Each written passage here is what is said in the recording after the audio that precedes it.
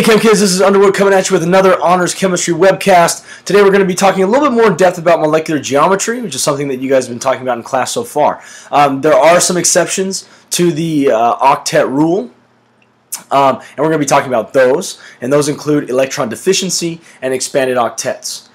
So far in class, you guys have been just drawing Lewis dot structures, and before the Thanksgiving break, you guys were learning how to use those Lewis dot structures to determine the molecular geometries of some of these molecules. You know, in class right now, we use honk.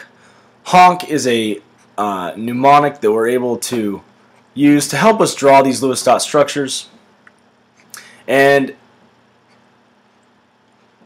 really, these atoms, hydrogen, oxygen, nitrogen, carbon, and X, meaning halogens, are the ones that we're most interested in right now. And each one of these likes to make a certain number of bonds to be stable. So the number of bonds for each one of these, hydrogen having one valence electron, shares that one valence electron in a covalent bond, and so only likes to make one bond. Oxygen likes to make two. Nitrogen likes to make three bonds. Carbon, being very special, makes four bonds. And halogens actually like to only make one bond as well. We've also talked about something called lone pairs. Lone pairs being the number of unbonded electrons, or unbonding electrons, that are present around an atom. Again, hydrogen only has one valence electron. It shares that one valence electron, so it's only going to have zero lone pairs. Oxygen fills its octet after making those two bonds, but that leaves four other electrons that are not involved in bonding, so oxygen likes to have two lone pairs. Nitrogen makes three bonds to make its stable octet. That leaves two electrons, one lone pair. Carbon, four valence electrons normally. It shares each one of those electrons in bonds, making four bonds. Doesn't leave any room for any lone pairs, so carbon has zero lone pairs. And halogens will give their one electron. They have seven valence electrons, but they give an electron, share an electron to complete its octet, but that leaves six other electrons, and those electrons are not involved in bonding, and so we would say that the halogens make three lone pairs. So if I have a molecule, we could do something quite simple. Let's do carbon tetrachloride. Carbon tetrachloride. We know carbon is going to be the center molecule because it makes the most bonds. And we know that halogens, chlorine being one of those, makes one bond. So those chlorines conveniently just surround the outside of the carbon. And here, you know, as per our table, we can say that each halogen, each chlorine here, is going to have three lone pairs for a total of 6 electrons on the outside.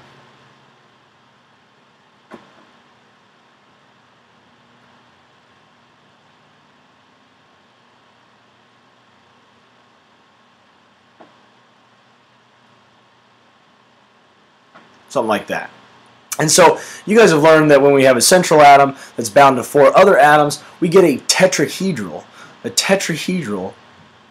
molecular geometry.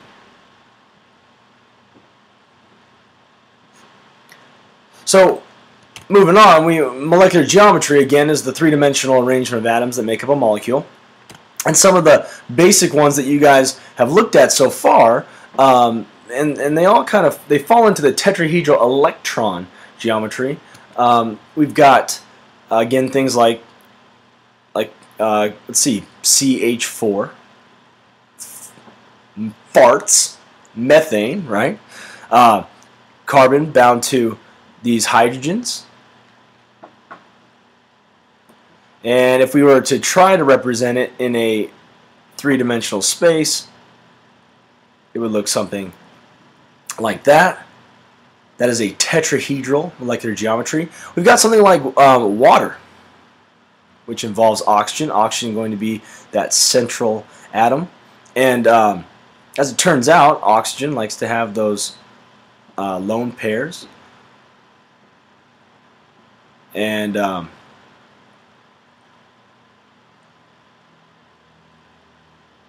if we wanted to create sort of a three-dimensional representation, we know that one of those hydrogens would come out of the plane of the screen and the other hydrogen would go into the screen with our two electron pairs here giving us a bent shape. So this would be bent and this would be tetrahedral.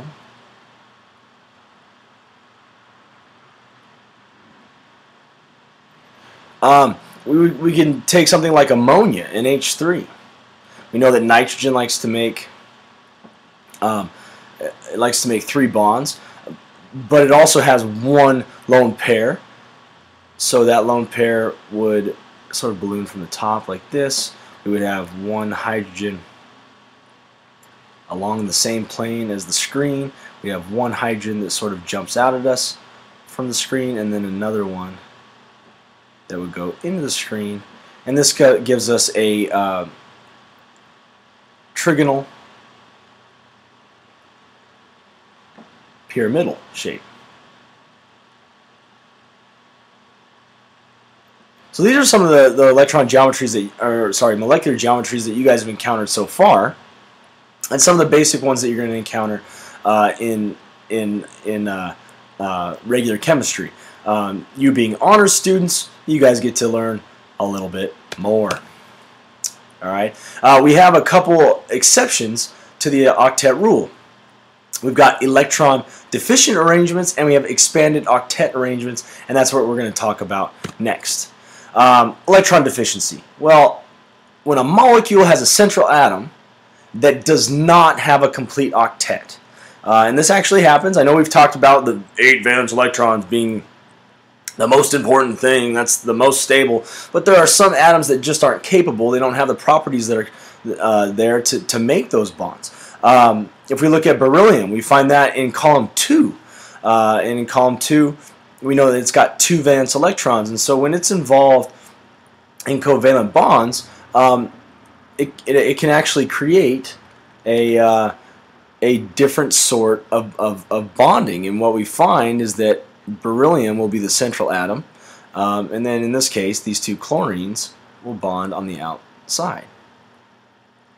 So that's one example of an electron deficient arrangement. Now notice beryllium is not going to have any any lone pairs because it doesn't have enough valence electrons. If we look at something like boron, we jump over the transition metals on the periodic table, we get to boron, which is in column 3A. We know that it's got 3 valence electrons, and it likes to share those valence electrons in covalent bonds. And so when you're talking about boron bonding, it will actually bond in this sort of pattern here. And again, these are exceptions. These are things that you need to know happen, but not always.